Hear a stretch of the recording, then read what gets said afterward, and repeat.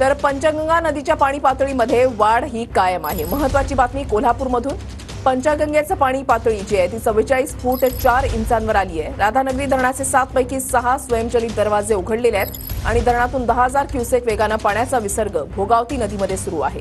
कोल्हापुरातील शाहूपुरी परिसरामध्ये पुराचं पाणी शिरलेलं आहे।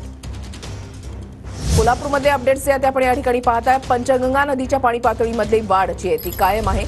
कुंभार गल्लीतील रहिवासी क्षेत्रामध्ये नाल्याचं पाणी शिरलेलं आहे, त्याच्यामुळे जनजीवन काहीसं विस्कळीत झालेलं आहे। धरण क्षेत्रामध्ये पावसाची संततधार ही सुरूच आहे। राधानगरी धरणाचे 7 पैकी 6 स्वयंचलित दरवाजे हे उघडण्यात आलेले आहेत आणि धरणातून 10,000 क्युसेक वेगानं पाण्याचा विसर्ग भोगावती नदीमध्ये सध्या सुरू आहे। त्याच्यामुळे कोल्हापूरमध्ये सुद्धा नागरिकांना सतर्क राहण्याच्या सूचना ज्या त्या प्रशासनाकडून देण्यात आल्या। ओलांडल्यानंतर आता कोल्हापूर शहरातील सकल भागामध्ये पाणी शिरायला सुरुवात झालेली आहे। मी आता आहे शाहूपुरी परिसरामध्ये आणि इथली दृश्य आपण बघू शकतो। शाहूपुरीतल्या कुंभार गल्लीमध्ये अशा पद्धतीनं हे पाणी जे आहे ते आता शिरायला सुरुवात झाली आपण बघू शकतो। या घरांमध्ये जवळपास 4 ते 5 फूट पाणी आपल्याला या ठिकाणी पाहायला मिळतंय। या कुंभार गल्लीच्या बाजूला जो काही जयंती नाला आहे तो आता तुडुंब भरून वाहतोय आणि त्याच नाल्याचं पाणी आता या सगळ्या घरांमध्ये शिरायला सुरुवात झालेली आहे।